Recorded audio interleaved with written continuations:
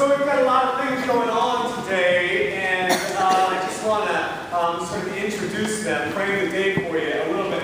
First of all, this is a special day of celebration for this church, in part because it's St. Luke's Church. Yesterday, I'm sure you all celebrated this at home. Yesterday was the feast day of our patron saint. It was St. Luke's Day. And so we kind of celebrate being the church of St. Luke's, which is why we make our church a bit fuller, a bit more spectacular by doing baptisms today. In just a moment, we're going to have 2 new members. Welcome into the sort of family of believers here. And I love baptisms, so hang on to your hats for that. It's also a day that comes at the same time that your Vestry leadership has talked about, well, how can we as the lay leaders of this church really be more present for you? And so for those of you that are visitors here, here's a little bit of sort of Episcopal one-on-one. We have an elected body called the Vestry, and the leaders of the Vestry, the senior warden and junior warden, are elected as well. And so today, we're going to actually have our senior warden offer the sermon. So here's a little bit of insight into the church for you here. One of the reasons that I've asked Neil to preach, besides the fact that I want you to know how lucky we are to have him as our senior warden, is also because today, and this will not be a surprise to those of you who've been around Episcopal churches for a long time, for others it might be, bear with us. Today's also the beginning of our season where we talk about making a commitment to the church and our commitment campaign. And so, while we don't always talk about money here, and we don't always talk about stewardship, we should actually always be thinking in terms of how to be faithful stewards.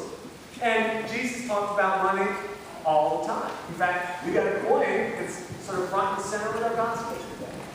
So again, I invite you to not just bear with us, but learn with us and think about how we are a church. And welcome Neil McNamara, our senior warden, as our guest preacher. So Neil, come on down. He should squeal a little bit, that's all right.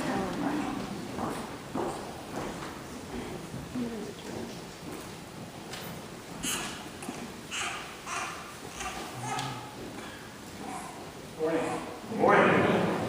I just like to say I'm really thankful I'm speaking before the babies and not after the babies, because the babies are impossible to follow. That's true. I'm truly prayerful and thankful. My name is Neil McNamara. I'm the senior warden of the church. For those of you who are not here very much, I can explain to you at least the structure of the church. My family has been coming to St. Luke's for about 20 years now. We came from the Catholic Church here. And if you had asked me 20 years ago that someday I'd be standing up here as senior warden, I would have looked at you and said, what's a senior warden? But here I am. So I'm here today with an invitation to the congregation. An invitation to commit to a church that I recently read about. Let me tell you about this church and what they've accomplished. They've expanded their worship offerings in the last couple of years. They have changed their worship practices a little bit to incorporate new practices while honoring their traditions.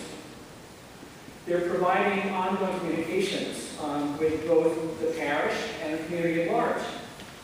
And they've increased their efforts to welcome and incorporate newcomers and to increase the diversity of the congregation. They've increased their focus on and their participation in parish-supported outreach. They've expanded their youth and adult education. They've expanded the opportunities for youth and adults to participate in church-sponsored activities, including a vibrant musical program. They've increased their financial ability to fund these missions and activities for both current and future needs. And they promoted planned giving and endowments for the church. I read this and I thought, wow, this place sounds great. Now, I'm not asking that we all stand up and go to a different church, because the church I'm talking about is St. Luke's. What I just read to you was a portion of our strategic vision that we laid out when we started the process to search for our new pastor, and we're lucky enough to have Tim agree to come to us. This is our vision of ourselves. This is the vision that was reached after a lot of discussion among most of the members of the congregation to determine what are we and where do we want to go. So we made this commitment to ourselves. We made this commitment to Tim when he came, and Tim made that commitment to us. And we are so close, but we're not quite there. Because as I read a number of the things, I'm sure many of you were thinking, well, we're not quite there yet, but this is a great parish, but we haven't lived into our vision yet. And we have to decide now whether we're going to do that or not. Are we going to live into this great vision that we set for ourselves? Now, what is required to fulfill that vision? Well, we need more people to help us do what we do so well. For example, people have talked for some time about having additional services, perhaps a Saturday evening service. Well, we can't do that unless we have a full-time priest. What do we get with a second full-time priest? We get additional services. We get additional programming. We get additional outreach. Without an additional full-time priest, we don't get those things. What's another part of our vision? Another part of our vision here is our 5-week music program. Now, this is a particularly crucial point for us right now because, Priscilla is retiring. Priscilla has been, as you know, more than generous in accepting part-time pay for what is a more than full-time job. Well, we're not going to get away with that in the future. So we need to commit to that vision of a private music program that will go on. And what better tribute to Priscilla's legacy than to commit to that vision? To continue on what she has so skillfully started and maintained. But we have to decide that now. We have to decide it together. We can't all rely on just a few of us to do this. But in addition to the musical program and another full-time priest, we need to take care of our physical plant. We need a full-time parish secretary. All of these things require funding. All of these things require our commitment to this vision that we have so skillfully laid out. So I ask you, so we can't